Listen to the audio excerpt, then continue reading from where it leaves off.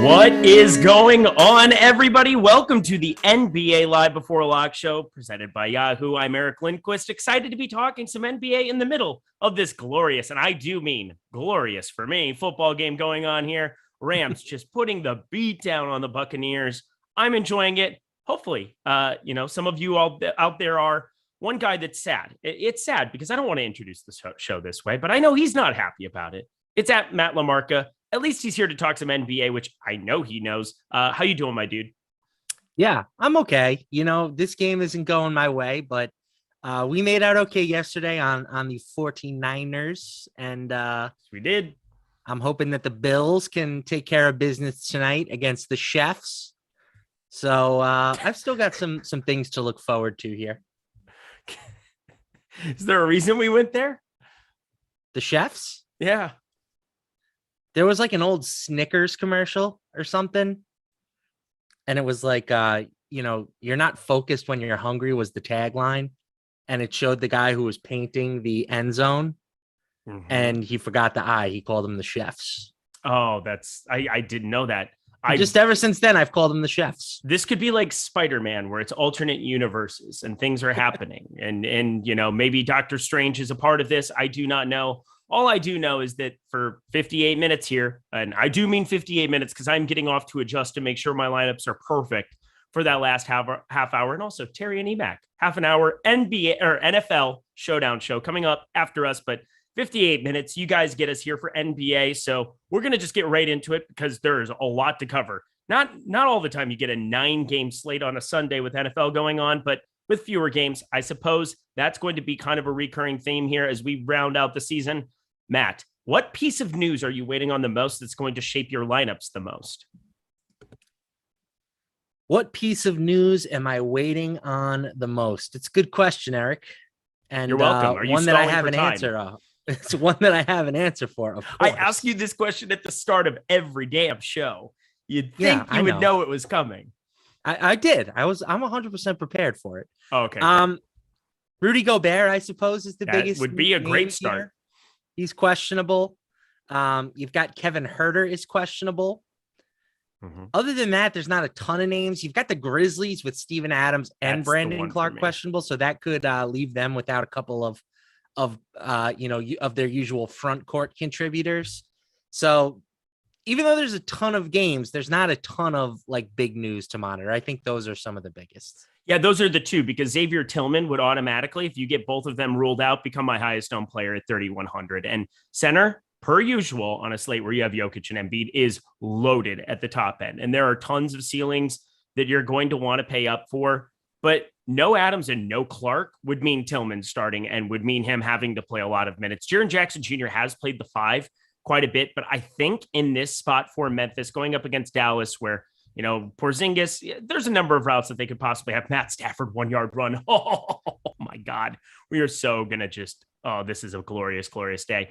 But here we go. I'm looking at Memphis as kind of being the team that I really want to be monitoring as we get close here. We have some early value in the Orlando side once again, and we'll be starting right away with that at the guard position. But I think Memphis and, of course, Utah, Rudy Gobert, my center spots are going to be in flux quite a bit. And I don't want to completely pass up on some of the ceilings, but with Philadelphia not starting until 7 p.m. Eastern time, and we have the 3 games starting at 6 p.m. Eastern time, I think there's going to be plenty of time to get on some Tillman, to get on some, if he does play, Brandon Clark. And Steven Adams, I'm guessing, is not going to play today. Of course, he's a monster who does the haka dance and is a warrior amongst boys, but like, I don't think he plays today because what's the point? It's just a random basketball game in January. So let's smash that like button as we get going, guys. Smash the subscribe button, notification bell. All of that goes a long way for us here at Awesemo. But let's get into it, my friend. I'm excited to be talking NBA with you because you're just a prepared, beautiful young man, and you know things. So let's do it. Furkan Korkmaz, Jaylen Suggs, Cole Anthony, your 3 most popular guys at the top end of guard. We'll talk about Furkan in a second here, but let's start with this Orlando situation. They're in that early game, but there's no doubt about it. They are still pieces of value. And Cole Anthony on FanDuel has the dumbest tag that has ever been known by humankind, 5,500. I think you pretty much have to play a ton of him over there. You don't have to lock button him. He's not that, but we've seen some floors out of him. But 6,400 on DK, a little bit more of a talking point, 20%. And Jaylen Suggs, how do you feel about those two guys in this spot? Like them both. I mean, Suggs, I think, stands out as the stronger play. He's been playing better basketball of late. 36 and 46 fantasy points in his last 2 games. He's averaged 1.14 fantasy points per minute since coming back to the lineup. But I would expect him to be the higher owned player of the two. So I have plenty of exposure to both at the moment. Just a multitude of absences. Terrence Ross, Gary Harris, Etwan Moore, and RJ Hampton all out. That's like every other guard on the team. I don't even know who else is there that's a guard behind Anthony and Suggs. Both guys should see a ton of minutes. And you would expect both players to hit value. I agree that obviously Anthony is a little bit tougher play on DraftKings at 6,400, but that's still a super reasonable price tag for him, given what we have seen from him at points this season. He's been as high as, 8,400. So we're talking like a 2K discount from his peak.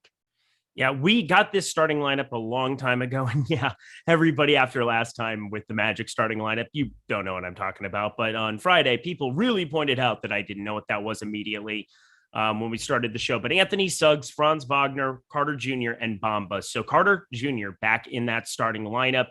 I'm going to let you all know that those two guys are definitely good plays. But the guy that I think could really put a wrench into the slate a little bit, Chuma Okeke. And 4,200 for him. Do you love me? I like that. I always think, okay. There's also that too, if you want to go that direction. You don't know what that is? Star Wars. It's fine. Don't mind me. No, it's just one of the. It's like that's what it sounds like. Those little guys in A New Hope say, okay. The Ewoks. No, it's not Ewoks. Is it Ewoks? No, it's the Ewoks. It's like the brown. They have the brown hoods, the with the like eyes. You know what I'm talking about. Somebody will.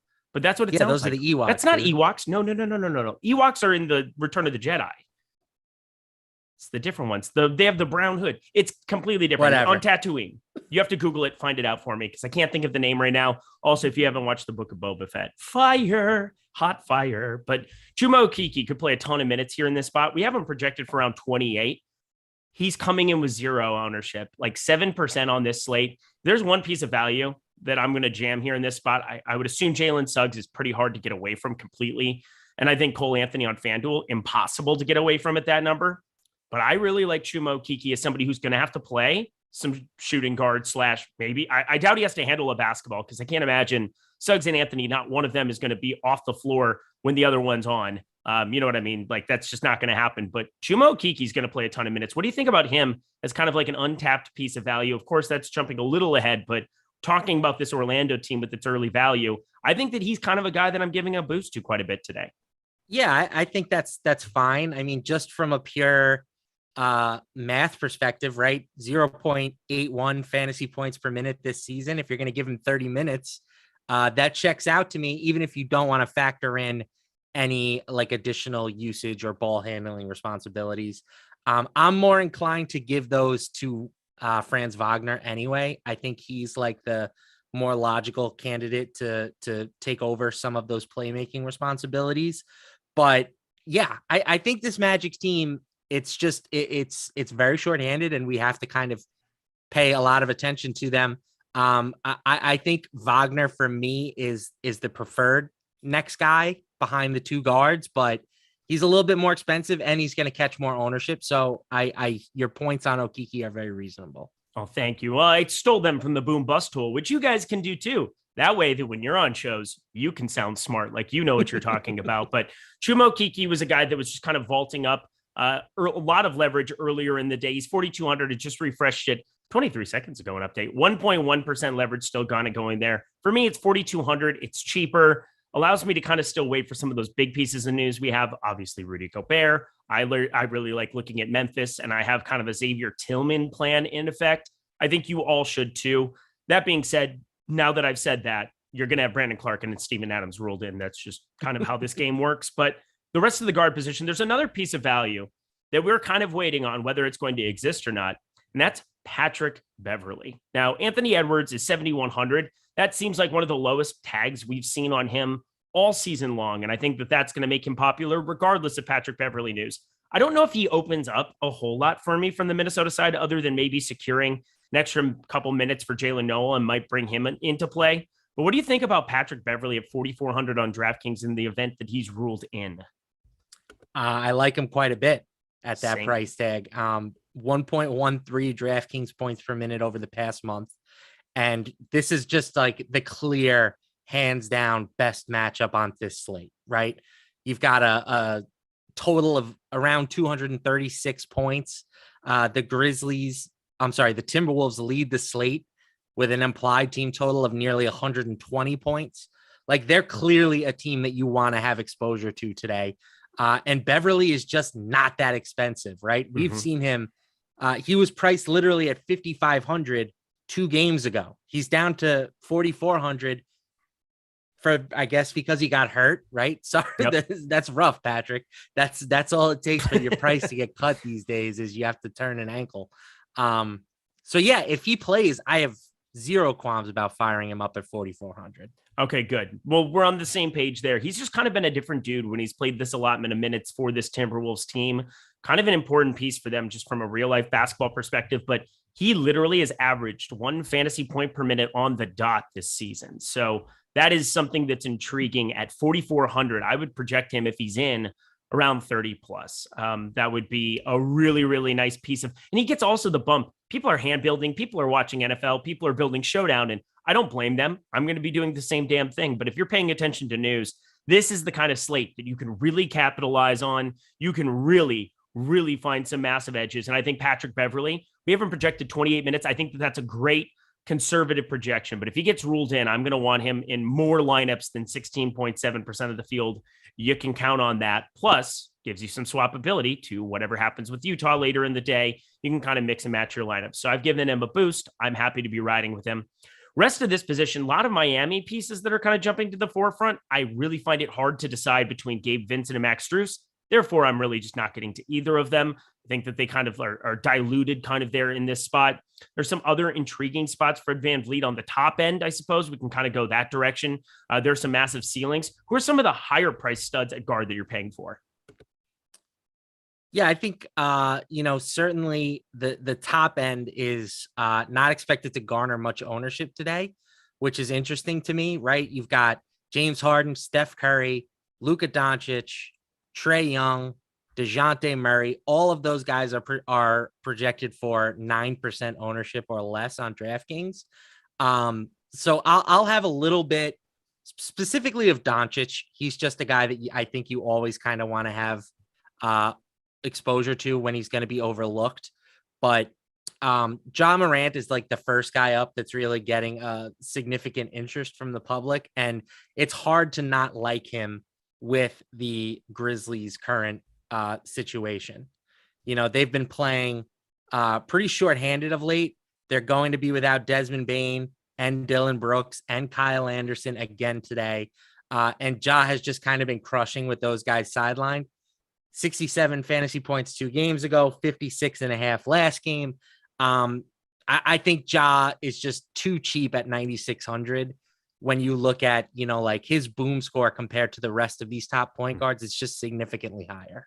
Yeah, it's a pretty easy cross reference to look at the boom bust and see Ja Morant, probably a guy we should get to. Great boom potential here as well. You're also getting a discount from some of the likes of other players at the position. Of course, James Harden came off of a 73 spot. Saw that one coming. I was happy to be over the field on that. Pretty much got murdered, though, because I didn't play Suggs on Friday. But Steph Curry, 10-9. Luka Doncic, 10-7. Trae Young, 10-3. DeJounte Murray, 10-2. Do all of them have ceilings? Yes. But Ja Morant is 9,600. Really hard not to like that, considering we have him projected right around the same minutes at 35. We have him projected for 50 plus already. You're getting that discount. Allows for you to really go up and get some of these other studs and mix and match at center. Letting it all be known. PJ Tucker is active, so that's going to also kind of take away, not that it's a direct for one, but Max Strus, a lot bigger than I would expect him to be as a human being watching him play basketball. Going to be somebody that I think they probably end up limiting a little bit more of what he would be doing. PJ Tucker active just puts another body into that situation I don't really want to deal with. Jordan Klein hitting me up. We had a super chat from Ryan Nelson, 02, one of the great watchers here of Awesemo content. We appreciate you. He said, Lindquist and a beach volleyball champ. Let's go. What are we talking about there? You're a beach volleyball champ? Yeah. Somebody asked what the trophy that is over there is in reference to. Oh. And, Greg made it a whole thing. We had like a guessing game, and it's my. I think I remember a little bit of that. I can't remember if I was watching. Did you? I guess I wasn't there for the reveal. I kind of realized I might have been one of the people who checked out after lock. I apologize. Don't do that, people. Hang out. Don't be like Eric. They kicked a field goal. Congratulations, Tampa Bay. That'll go far for you. 21 point game there in that 27-6 Rams. What a day to be alive. But anyway, volleyball champ. That's really impressive. I'm whole new light, pal. Whole new light. Yeah. We're talking 4-person beach volleyball, not 2-person, where you need to be just like an insane athlete and covering all sorts of ground on the sand. A little bit less intense than that, but still a competitive league. I have friends that can jump really high. All right. Daryl Williams is inactive. I know this is not the NFL Live Before Lock show, but I have to let it be known. Daryl Williams inactive. It is CEH and Jerick McKinnon season. It's in full effect. Welcome to the program. Once again, half hour. You get half an hour of Emac and Terry. They are going to fly through that slate for you, talk about everything you need to know. It is going to be beautiful. It is going to be a half hour you're going to want to watch, because I guarantee you it'll be the fastest you ever watch your presidential candidate speak until he's on the podium, EMAC 2024. That is for damn sure. He's going to have to fly. Best of luck to those guys. I was going to say I talk fast, but that is going to be a next level show. Anything else that you really want to discuss at guard here before we move on? These guys are like guard / forwards, but the Hawks could be a little bit thin on the wing. Right. They've got Bogey out, Herter and Gallo both questionable. Depending on how things shake out with them from an injury perspective, they could be an interesting team to target. We have Kevin Herter as the highest leverage player guard option on DraftKings in the boom bust tool right now at 8.4%. So that's another situation I guess we can add as far as like things to keep your eye on before lock. Cooper Kupp fumble. That's not something I wanted to hear. Oh my Lord. Please don't do this to me, Rams. Please don't do this to me. That would be Tom Brady. Again, it's never worked well betting against Tom Brady, and yet I continually do it. I wanted to be made whole today. A way you can make yourself whole here at Awesemo.com. That is the worst segue when I hear it out loud. But you know what? We're going to go with it. $29.95 for the weekly pass for Awesemo Plus. All the tools and content behind the paywall. Do you like player projections? Do you like the best ownership projections? The boom bust tool that we've alluded to, the lineup builder. We also have premium Discord. We've got Loco keeping apprised of every piece of news there in the premium Discord around the clock. You set up notifications and you forget about it. So that makes it pretty easy. 25% off with NBA Live. Use that promo. And then $4.95 for the weekly package. Stop guessing. Start winning. Join Awesemo Plus here today. All right, let's jump to forward here. I want to fly through the slate so we can kind of adjust our lineups to any piece of news. I also need to refigure some stuff out with a few of my lineups. Not that I was going to play Daryl Williams, but such is the way this slate goes. Top end of forward, Furkan Korkmaz. I wanted to talk about him a little bit more here, just because looking at him on other sites, other than just DraftKings, I mean, he's 4,300 shooting guard, small forward eligible on FanDuel. Not like a priority by any means, but getting a little bit of traction. But at 4K, he can really open up your lineups. 4K, 34 minutes that we're projecting him for. I'm looking at him as a piece that you have to get to in at least 30% of lineups. Do you feel the same way? Yeah, I think that sounds pretty reasonable. He's been a guy that we can lean on when he's in the starting lineup as Jordan Klein sneezes himself into oblivion. What is going on with you? You okay there, champ? Me? No, looking at Jordan Klein. Is he okay? Oh, he got the booster. Oh, he's good, people. Okay, you're fine. You're forgiven. Dude, that thing was egregious the next day for me. So yeah, you're going through the ringer. The Ringer, also fantastic Eminem song. Continue. Anywho, when Korkmaz has started, he has played pretty reliable minutes this season. We know that he is capable as a fantasy producer, right? He's a pretty solid guy on a per minute basis. I feel pretty good that if he's going to move into the starting lineup, we can fire him up with confidence. Yeah, he's averaged 32 minutes per game in 14 starts this season, 11.2 points, 4.0 rebounds, 3.1 assists. So at 4K, I think that's a very reasonable price tag to have a good handful of exposure. Well, it's not just that he's averaging 32. It's that you have no Seth Curry. So that's like 34 minutes gone. Matisse Thybulle had been starting in some of those spots, and that probably limited some of his use there. No Danny Green, no Shake Milton. These are all rotation players for the Philadelphia 76ers. That makes it a little bit enticing because I can tell you one thing. Hey, Joe, where are you going with that gun in your hand? You do not know how to shoot a basketball. So that's a problem for Isaiah Joe. Ben Simmons doesn't exist in the world anymore. So like legitimately, there's going to be a pretty short-handed condensed rotation of Furkan Korkmaz. I see no way that he doesn't start. I see no way that he doesn't play an absolute boatload of minutes here. I'm just hoping he can knock down some shots. He will be popular, but 30% doesn't feel like popular enough to me. I definitely want to be playing more of that over on DK. FanDuel, less of a talking point, but there is a guy who is a talking point on his same team, I think on both sites, and that's Tobias Harris. 7,600 is his tag over on FanDuel. That's appealing. 7,200 on DraftKings. That's even more appealing. Coming in near 20% ownership on both sites. How do you feel about his teammate on the other side? I'm less inclined to play him. He's just, he brings such minimal upside to the table. Even at this price tag, like I think realistically, his ceiling is probably about 45 fantasy points. And you'll take that at 7,200. Don't get me wrong. That's a great game. I just don't know if it's enough ceiling to justify playing him. Like I feel pretty strongly, I guess, that the guys that are priced around him at forward are just capable of going much higher, right? You've got Anthony Edwards for $100 less. I think he's capable of getting into the 50s. You've got Porzingis at 7,400. The minutes still a little bit shaky, but we know that his upside is there when he's playing, when things are going well for him. And I even think you can go down and find I love Jaren Jackson Jr. Personally at 6,500. I think I would much rather play him at that price tag. Yeah, I really like Jaren Jackson Jr. on this slate. 6,500. Talked about Xavier Tillman. Why wouldn't you just play them both if you get both Brandon Clark, if you get Steven Adams ruled out? I think regardless, 6,500 is a decent enough tag for him. Doesn't project overly well. Right around 32 at 6,500 over on DK in his current situation, around a 1.15 DraftKings points per minute player period. But how many times have we seen Jaren Jackson without Steven Adams on the floor playing the lot of the five? Absolutely annihilate slates. Answer, well, and a lot. Not even just that. That certainly would help him, no doubt about it. But he has had to become the Grizzlies' number 2 scoring option with Bane and Brooks and Kyle Anderson out. He's seen the highest usage bump on the team with those 3 guys off the court, 5.1%. And he has averaged 1.46 DraftKings points per minute in that situation over 183 minutes. That's a pretty big sample size. So I think Jaren Jackson, monster upside, like no disrespect, again, Alex, he's the GOAT. Mm-hmm. I don't challenge his projections very often. I think he's not aggressive enough on Jaren Jackson tonight.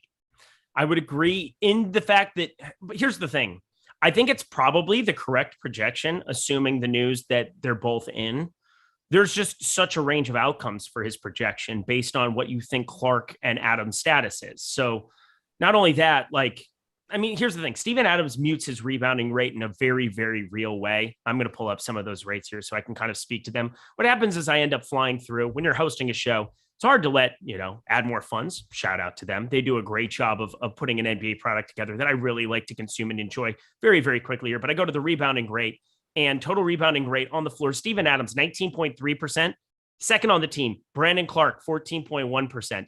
I'm going to click on Brandon Clark. We're going to take him off the floor. We're going to take Steven Adams off the floor. If you hit group by that turns into, what is it? Oh, I still have Kyle Anderson on the floor. See, that's the problem there. it's going to go way, way up. There you go. There's the answer. He's over 11% there. Play some 5. We've seen a number of times where that double-double potential, just in that string of games when Steven Adams was out, where we just saw a double-double after double-double. I'm not going to say double-double anymore, unless we're talking about in and out, in which case I'll meet you guys there after this show. Let's go to the rest of the forward position, though. We talked about this. Can I just say, can I talk real quick in and out? I would love to. As an East Coaster, I know that there are people out there that are like, oh, in and out, so overrated. Those people are wrong and silly. And it's just amazing. And I would kill to have one on my street. I would also probably be 9,000 pounds, but I would be a happy nine bills. I truly have never felt closer to you than I feel right now. You and I are going to share a burger one day and smile fondly into each other's eyes. Can we Lady in the Tramp it? We're Lady in Red. Yeah, we absolutely can. We can absolutely Lady in the Tramp spaghetti that burger. That's a weird thing to say. Let's go back to the forward position. A guy that I'm in love with for the FanDuel slate. We get a sub 9K Jimmy Butler. Okay, sure. I'll play a lot of him.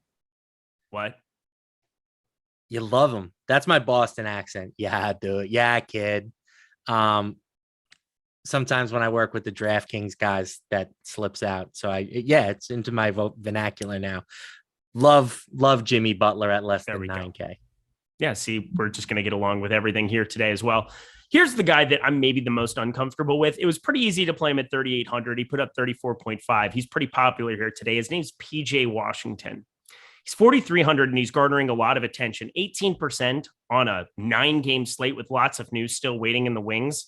How much are you getting to of him? Because I was all about it on a 13-gamer with little less, I would say, value than you would expect and fit in nicely in lineups. 4,300 just feels like a weird tag to be paying for me here in this spot. Tell me if I'm wrong. I think it's okay. I think it's a fair price tag. It's not one that I'm overly fond of, though. Like, I think for sure we talked about Okeke. I would rather play him at 42 than Washington at 43. Yeah. There's just not as clear of a path to playing time. And Washington's good on a per minute basis. You know, if he gets the 26 minutes that he got last game, he should be able to pay off that price tag. But I also think that his outing last time, that was about his ceiling. You know, I don't think we can expect another 34.5 from him. I agree. I don't think it's a spot to go completely nuts. I got to say, Chuma Okeke, now that I'm looking at him at forward, his ownership went up as we've been on the show. We're 32 minutes away from lock. So lots that's going to be in flux. If he's going to be 15%, I look at him as a different play than when he was 7% was our last update on him there. So double the ownership. Now I'm starting to feel the opposite way about Chuma Okeke. That's weird. Like this is how sensitive I am to early game ownership on a guy that I thought was a good tournament dart. And now at 15%, do you still want to get there? I'm inclined to maybe just be less now. I mean, 15% is not that much. I know, but cool it's 15%. It's just so much stuff that could happen later in the evening that could really open it up, and especially at a forward spot. So let's jump to this portion of the program. I know the center spot, Hassan Whiteside, he's questionable. I would want to have like infinity percent, even at 5,300. Again, you don't need that many minutes out of him in the event that Gobert's out. But Gobert, let's say that they're both out. How many forwards you want to get to, and why is it infinity from the Utah side? I mean, who would we even see at center there? Forrest? Doesn't fall far from the trees or something. I don't care. I mean, it would have to be Eric Pascal, revenge narrative. Wink, wink. No, Royce O'Neal probably would play a lot of 5. They've shown that they just are not going to start Rudy Gay in some of these spots. So I think it would probably be Eric Pascal that would be in the starting 5. Yeah, and that's not exciting to me. No, I didn't say it was. Yeah, Royce O'Neal is just not that good. But Rudy Gay is. Rudy Gay was great. I would feel pretty happy to get Rudy Gay in there. But again, what's his ceiling, right? Yeah. Like, if they give him 25 minutes, could he get us 25 fantasy points? Absolutely. Mm-hmm. I don't know if he's going to give us much more than that. You cannot play Azubuike because he didn't play over 16 minutes in that one start he had. He hasn't played over 16 minutes, period. He played 2 24-minute games in the preseason. But otherwise, I don't even know if he'll be in the rotation. I think they just kind of took him completely off the floor, even when they were super, super shorthanded during that stretch. So I'm looking at like Rudy Gay would be somebody. It might be Pascal. I said Pascal is probably going to be the starter, would be my guess. Revenge, man. It's a dish best served cold. And Eric Pascal is cold-blooded and slow on a basketball floor. He gets buckets, though. He does get buckets. He was wet against, who was it that they were playing? Toronto. Oh, man, that was a fun game. Let's see. Give me some of your favorite expensive forwards, because, again, we kind of went through some of the more important value plays to kind of go through. I'm going to come to a Chuma Okeke decision here, guaranteed in the next 29 minutes. We also got Butler, Vincent, Robinson, Tucker, Adebayo as the starting five there. It's kind of interesting. So we'll get to that here in a second. But any forwards at the top end you really want to be getting to that are on the more expensive range? DeMar DeRozan, Jimmy Butler, we both like. Anybody else there on the top end? Yeah, I mean, it's a pretty weak slate of expensive forwards, right? You really have, you've got LeBron all the way up at the top. You've got DeRozan, you've got Jimmy Butler, and then you've got Miles Bridges. And those are the only guys priced above 7,500 on this slate at the forward spot. I think DeRozan for sure has some appeal at this price tag. We saw his salary get a little bit overinflated, I think, once we found out that Levine and Lonzo were going to be out. It got up to 9,300. He's back down to 8,900. I think that's a pretty good price tag for him, especially against Orlando, who's a bottom team in terms of defensive efficiency. I have no problem getting some DeRozan exposure. We have him projected for about 13.5% ownership, slightly higher optimal lineup rate. But yeah, I think Jimmy Butler is my favorite guy in this price range. Yeah, there's somebody a little bit cheaper. Kristaps Porzingis is 7,400. That's just way too appealing for me not to invest in quite a bit, at least. Obviously Luka exists and Luka affects Kristaps a lot more than Kristaps affects Luka, but 7,400 is just feeling like a low tag to be getting to there. I think I do prefer Jimmy Butler. We're seeing DeMar DeRozan at 8,900 garner a lot of attention, and he should get all the usage and all the land absent those other studs here. Rip Alex Caruso, rip Lonzo Ball as well. I mean, that's just brutal, kind of the injury bug that they've had to fight there. Obviously, still have no Zach LaVine there either. So he's going to get all the usage, but he's really, really popular. And Kristaps Porzingis is a lot cheaper. Jimmy Butler, I think I just like straight up. So I'm probably with you at their current ownerships. I mean, if the ownerships were different, I would probably have more DeMar DeRozan exposure, but I just don't think I'm going to be going super chalk with him. How much DeMar DeRozan for you today? About 25%, I think. Okay. I like DeMar. I think it's a good spot for him. And I don't think I need to go crazy with him. I have Jaren Jackson's my highest owned forward. Not to bury the lead. I love that. Here's the thing though. There's so many. What are you going to do if you get Clark and Adams in? I'm still playing him. I don't care. Okay. I mean, he's had 48 and change, 35 and change, and those guys have been there those last couple of games. So for me, like, you're looking at it as a minutes boost, a rebounding boost, and that's great. I'm looking at it as just a usage boost with all of the backcourt options that they have out. So I think if the high usage is solidified, anything else as far as like extra big man stats, that's just gravy on top for me. And I love gravy. It's just gravy, baby. Miles Bridges, he's got a ceiling. How much? Sure he does. 8,300. I mean, he's projecting out decently well. He's only 2.5%. He's had a lot of slates he's broken. Like nine game slate here. We do have a lot of, I keep saying it, news waiting in the wings. I got to find a new way of saying that so it doesn't sound so repetitive. But Miles Bridges, 2.5%. Of course you can play him, but he's only around a 1.1 fantasy point per minute producer. He's 8,300. Sure, we project him for 37 minutes, but I think there are some better spots to be going for even a little bit more, or, in the case of Porzingis, a little bit less. What's your Miles Bridges interest? It's pretty non-existent. I like you said, I won't fight too hard if you want to play a low-owned Miles Bridges, but I think the past couple of nights for him, or, he's had 68 and 54.5 recently. Those look like clear outliers. I mean, the game where he had 68 against the Knicks, he was 14 for 20 from the field. That's just not going to happen very often. His last game, he had 14 boards. That's just not going to happen very often. So I'm fine with going with, some of the other similarly priced guys like DeRozan and Butler, who just have a little bit more consistent of a track record. All righty. I'm looking at, just seeing what news has come in. It's been awfully eerily quiet, hasn't it? Too quiet. Yeah, I'm nervous. Kevin Huerter, Danilo Gallinari remain game time decisions. We don't know. Here's a big one, though. Gordon Hayward, doubtful. Did we have that already? Yeah, we had that already. Oh, I knew that then. Yeah, you knew that. Again, that was the PJ Washington conversation where, again, I get it. I understand it. Miles Bridges, 2.5%. Now that you know that piece of information, because we don't have Gordon Hayward projected for anything, does that change your opinion on Miles Bridges? No, I feel the same. Okay. I'd at least throw it out there. For me, there's just so much usage that can go around to a number of these guys. I mean, Terry Rozier has been exceptional. LaMelo Ball remains expensive, even though he is a 1.4 fantasy point per minute player. If I wanted to play anybody from Charlotte today, I'm going to be playing him. And then, of course, Kelly Oubre, 5,100. That is a piece that is like unfadeable for me from the Charlotte team, or from the Charlotte side. And you talk about his usage. He's definitely a willing participant in the shooting department.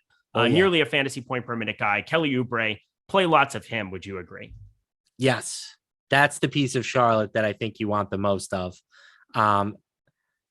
There's certainly some merit to targeting the other guys at low ownership. But again, Oubre is the one who should be able to pay off his price tag the easiest. Fumbles. Tom Brady fumbles. Rams recover. Can we Tyler Higbee or Van Jefferson this one time for all the money and all the land, everybody? Oh, Jordan Klein, be on call tonight, my friend. We might be. Did that just say now it says that Matt Stafford fumbled? No, stop it. Are you kidding me? Did he like snap it over his head or something?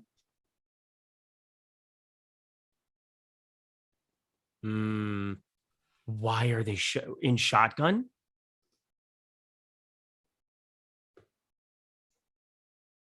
Man, this has got Tom Brady magic written all over it. I don't like this.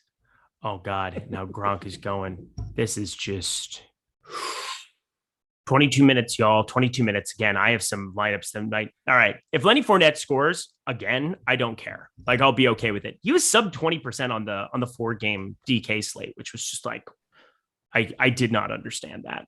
We had him projected drastically higher because I don't know how you couldn't. People are silly. People are silly. You know what also would be silly? If you guys didn't play at Yahoo, our sponsor, another great place that you can play NFL contests and NFL Showdown. I know that our next show won't be sponsored by Yahoo, but this for damn sure is. And Yahoo is the best site you can possibly be playing on for all of your NFL, NBA, DFS needs. And why? The lowest rate. Why? You get 1 free month of Awesemo Plus Platinum when you sign up. You get deposit $10 or more right there on the screen. Deposit $10 or more. Get 1 free month of Awesemo Plus Platinum completely free. No extra charge. That is NBA, NFL, MMA, PGA, everything you could offer behind the paywall, completely free to you when you go and sign up. I'm telling you, Rake is a huge deal. They have so many contests. They had today's Sunday contest completely rake free. It actually overlaid a little bit. You have so many contests that they are getting to you at 0 rake. You know, even these minimal 10, 12% of rake, that is a drastic difference from the 16%, which is kind of the going rate on DraftKings and FanDuel. So sign up, play at Yahoo, play in the best contest in the industry, 100K up to first in a majority of those big prize pools for NFL, usually around 25, 50K to first, usually 25K to first for some of their bigger NBA offerings on Fridays. I know for sure you need to be playing at Yahoo. Check it out. So fun, so easy to do. We're going to be referencing these on shows going forward because I can't tell you how great it is to play over there. And now you get the free month. What could be better than Do You Like My Sweater or playing over at Yahoo? He didn't. I wanted a reaction. Did I get a reaction? Didn't get the reference, but. Oh, okay. Sorry. Boo this man. That's me. Center position. Got that one. Yeah, it's fine. I love Yahoo. You should be playing over there. I think I got to check that lineup. What am I cheering for? This Tom Brady sack there. Oh, they're going to have to go for it on 4th and 14, or are they going to kick a field goal? That's kind of an interesting question. I would think you'd have to go. Nah, you can't. 14-point game. I think you kick it, actually. Again, I'm behind because I don't have my TV on, because that would be, I feel like that would be infringing on YouTube policy. Yeah, I would say so. I guess. It's just like a guess that I'm putting on that.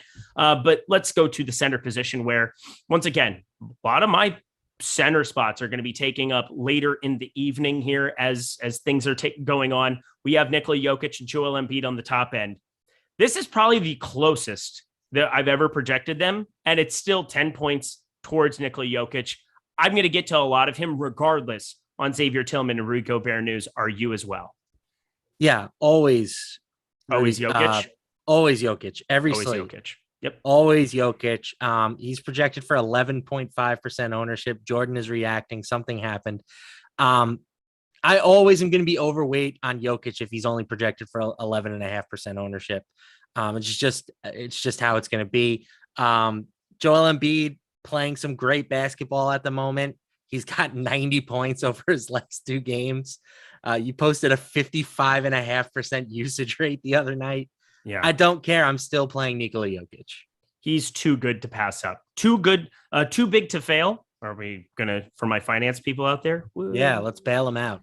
Yeah, let's bail him out. Let's get him some PPP loans or something.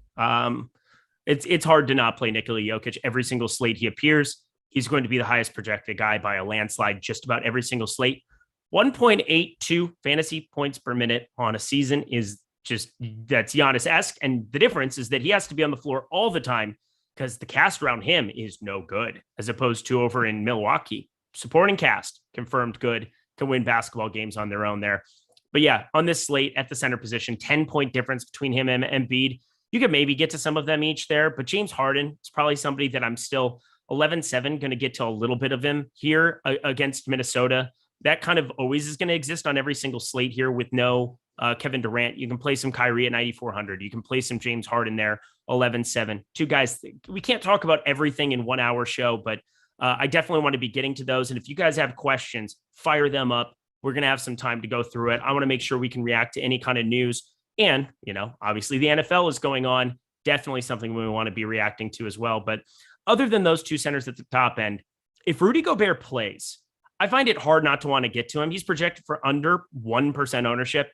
That's not just an ownership play. It's a guy who literally has props of about 16.5 on OddsShopper all the time for his rebounding numbers. I'm going to jump over to OddsShopper now to kind of cross-reference that and see exactly what we're working with here with a guy like Rudy Gobert in the event that he does play. I think some of his props might be a little bit wonky. I don't think going to be posted on the board right now. Yep, no props are up for him right now, but you have things like Mike Conley rebounds under 3.5 as it stands right now. That would be fine. Same thing with Bogdanovich. All of the unders look really enticing, but that is going to be assuming that you get no Whiteside and that you get no Gobert. If Gobert plays, any interest for you?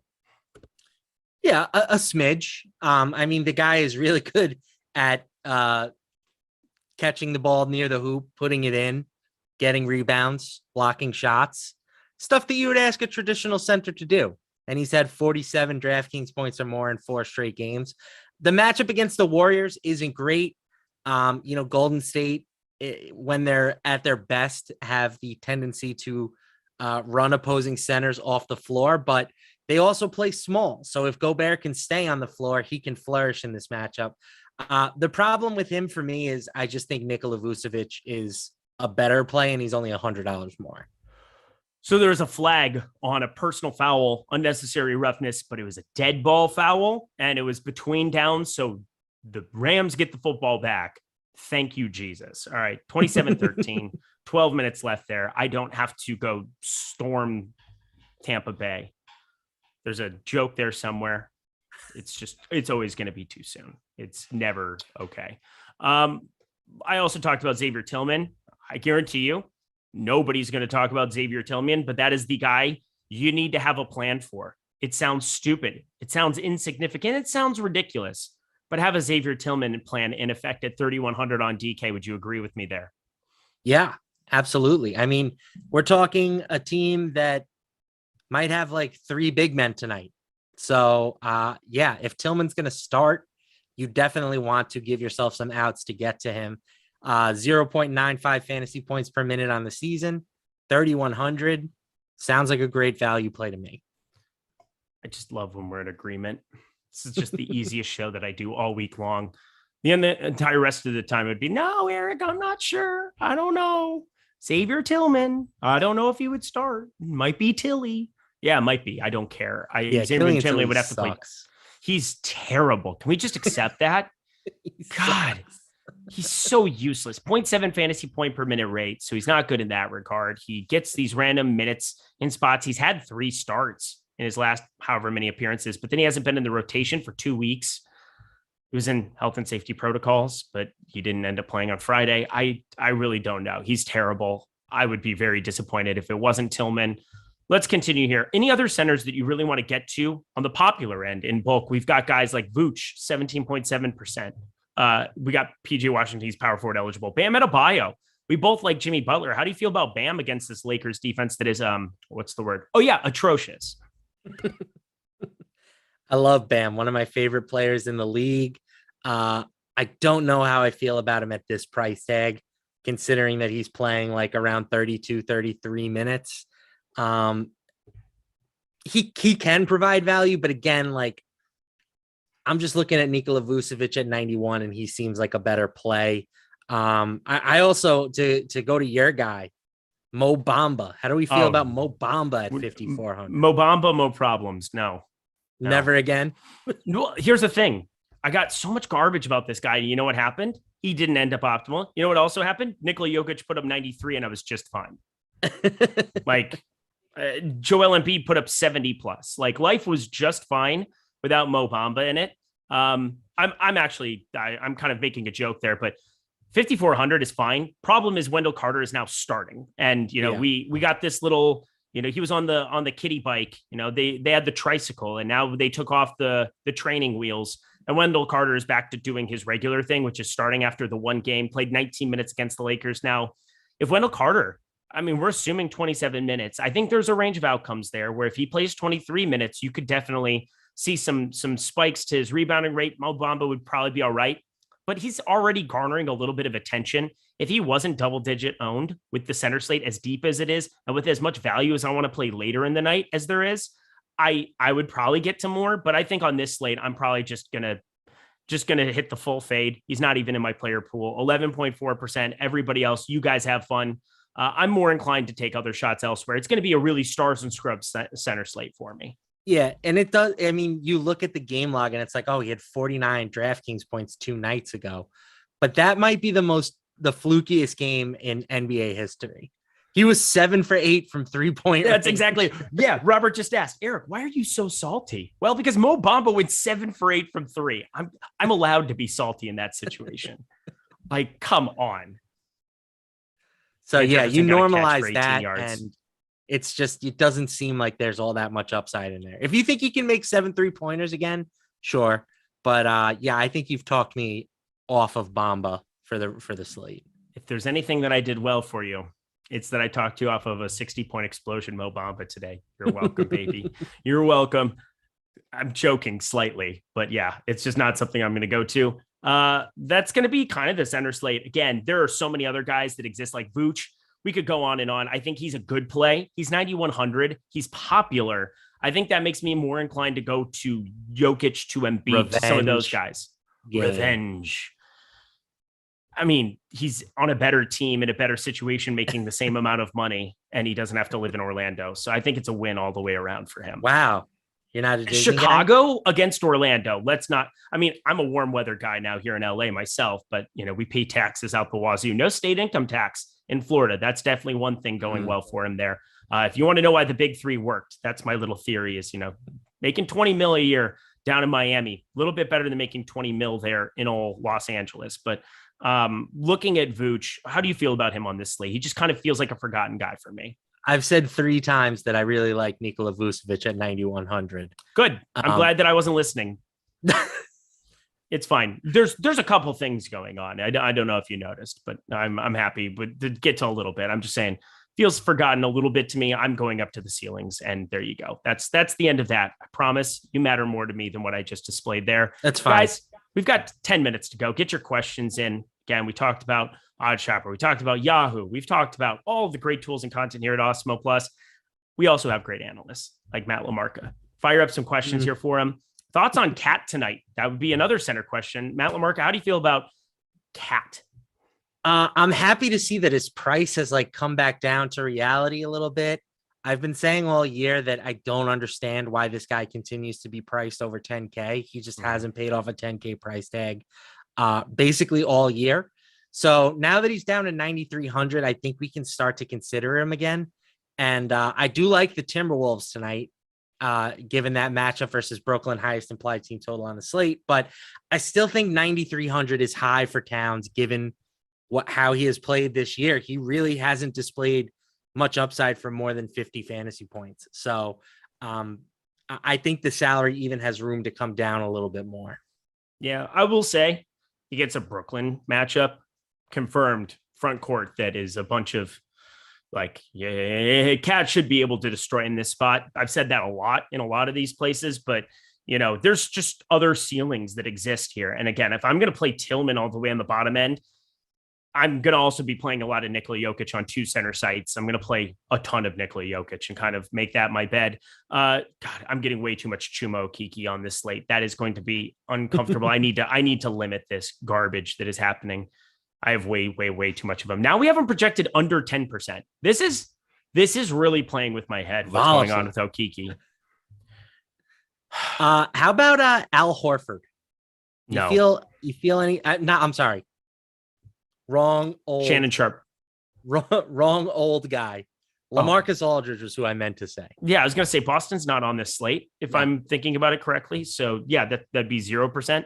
LaMarcus Aldridge, again, going up against Cat. Cat can't guard you. Cat guard. I mean, he just doesn't even try. It would seem like I can't play LaMarcus Aldridge at 5,400. I'm going to have 0%. Okay. I have a sprinkle. I know what you're saying because we just saw the explosion game out of him. Nothing's really changed, but his price. And I just think his price is too prohibitive on this slate with the amount of value that could exist from Utah, with the amount of value that does. I mean, Memphis as well is still to be decided, which brings me to my next question. Can I play 3 Grizzlies tonight? I damn sure hope so, because the amount of Jaren Jackson, Ja Morant, and Xavier Tillman I have would make anybody nauseated. I think, though, that's about all I'm doing, right? I mean, do you have any I know you made fun of the way that I Long Islanded it up the other time, but Conquer? You got any Conquer? Sounds like a Pokemon, doesn't it? Doesn't it sound like a Pokemon? You say his name. Pokemon. He's fine. I guess what's in my head whenever it comes to this dude, and I guess it's just something that Rimpak brings up on the NBA Slate Starter. He was like a 10K player during the NBA Summer League, and that's just something where some of those guys that just could get it done with nobody else on the floor, at least there's a path to some upside more than what we've seen out of his fantasy point per minute rate. But I don't really think that that's going to be a chase that I need to make. I'd be okay getting to a little bit, but I mean, that tag is now it's rightfully gone up to a place where we don't have to like prioritize him on any slates going forward. I mean, he's 8.6% right now. He's about appropriately owned, 4,400. I don't see a huge edge to playing him on this slate. Okay, I agree. Yeah, like I have none of him, none of Zaire Williams, who he's coming off of a big game, but has been just absolutely terrible on a per minute basis this season.